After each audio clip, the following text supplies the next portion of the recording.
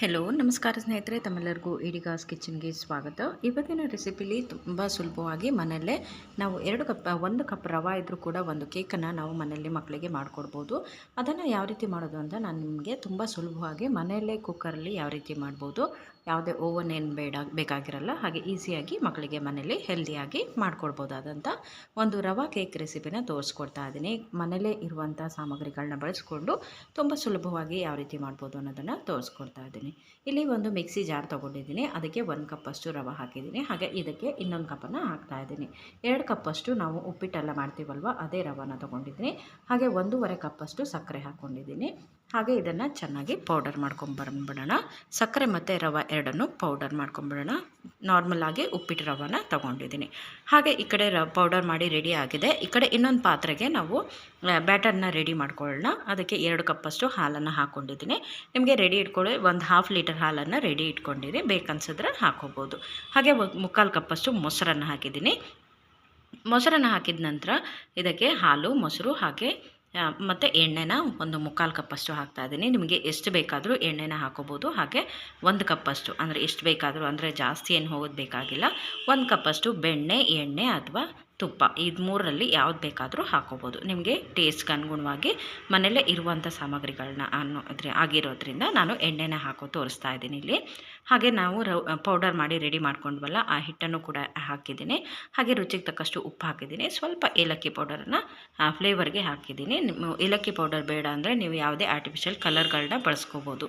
ಹಾಗೆ ಕೇಸರಿ ಕಲರ್ ಬಳಸ್ಕೋಬೋದು, ಹಾಗೆ ಅಥವಾ ವೆನಿಲಾ ಎಸೆನ್ಸನ್ನು ಬಳಸ್ಕೋಬೋದು.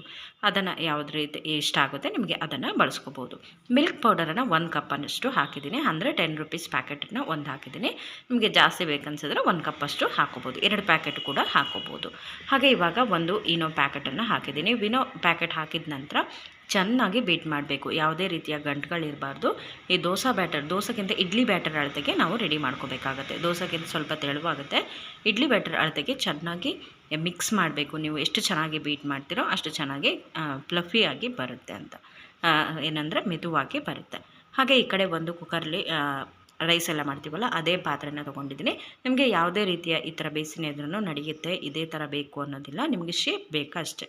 ಅದೇ ಥರ ಒಂದು ಪಾತ್ರೆನ ತೊಗೊಂಡು ಅದಕ್ಕೆ ತಳಭಾಗಕ್ಕೆ ಎಣ್ಣೆ ಸವರಿ ಮೇಲ್ಗಡೆ ಹಿಟ್ಟನ್ನು ಹಾಕ್ಬಿಟ್ಟು ಈ ಥರ ನಾವು ಮಾಡ್ಕೋಬೇಕಾಗುತ್ತೆ, ಸ್ಪ್ರೆಡ್ ಮಾಡಬೇಕಾಗುತ್ತೆ. ಯಾಕಂದರೆ ಎಣ್ಣೆ ಸವರ್ಕೊಂಡ್ರೆ ಅದು ಚೆನ್ನಾಗಿ ಅಂಟ್ಕೊಳ್ಳುತ್ತೆ, ಅದಕ್ಕೋಸ್ಕರ.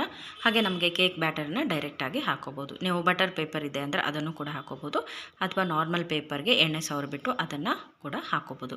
ತಳಭಾಗಕ್ಕೆ ಕಟ್ ಮಾಡಿಬಿಟ್ಟು ಹಾಕ್ಬೋದು. ಹಾಗೆ ಇವಾಗ ನಾನು ಬ್ಯಾಟರ್ನ ರೆಡಿ ಮಾಡಿಟ್ಟಿದ್ದಲ್ಲ ಅದನ್ನು ಹಾಕಿದ್ದೀನಿ.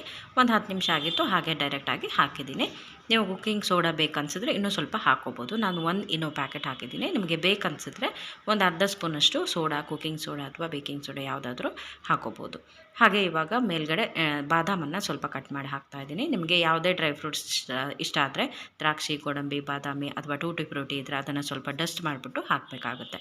ಹಾಗೆ ಈ ಕಡೆ ಮೇಲ್ಗಡೆ ಹಾಕಿಬಿಟ್ಟು ಪ್ರೀ ಹೀಟ್ ಮಾಡಿರೋವಂಥ ಕುಕ್ಕರ್ ನಾನು ಇದೆಲ್ಲ ರೆಡಿ ಮಾಡೋಕ್ಕಿಂತ ಮೊದಲೇ ಇಟ್ಬಿಟ್ಟಿದ್ದೆ, ಅದು ಆಯಿತಾ. ಅದನ್ನು ಕುಕ್ಕರ್ನ ಇಟ್ಬಿಟ್ಟು ಕೆಳಗಡೆ ಒಂದು ರಿಂಗ್ ಹಾಕಿದ್ದೀನಿ. ರಿಂಗ್ ಹಾಕ್ಬಿಟ್ಟು ಅದನ್ನು ಮೇಲ್ಗಡೆ ಇಟ್ಬಿಟ್ಟು 1 ಅವರ್ ಬೇಯಿಸಿದ್ದೀನಿ. 1 ಅವರು ಸಿಮ್ಮಲ್ಲಿ, ಅಂದರೆ ಫಸ್ಟ್ ಹೀಟ್ ಆಗಿರುತ್ತಲ್ವ ಆಲ್ರೆಡಿ, ಆಮೇಲೆ 1 ಅವರ್ ಆದಮೇಲೆ ನೋಡ್ತಾ ಇದ್ದೀನಿ. ಈ ಥರ ಒಂದು ಟೂತ್ ಪಿಕ್ ಅಥವಾ ಯಾವುದೇ ಚಾಕು ಅಥವಾ ಯಾವುದೇ ಒಂದು ಕಡ್ಡಿ ತೊಗೊಂಡು ನೋಡಿದ್ರೂ ಗೊತ್ತಾಗುತ್ತೆ. ಆವಾಗ ಈಗ ಸ್ಪೂನ್ ಅಂದರೆ ಚಮಚ ಇದ್ರೂ ಕೂಡ ಅದನ್ನು ಸಹ ನೀವು ಸ್ವಲ್ಪ ಹೀಗೆ ಡಿಪ್ ಮಾಡಿ ನೋಡಿದ್ರೆ ಗೊತ್ತಾಗುತ್ತೆ.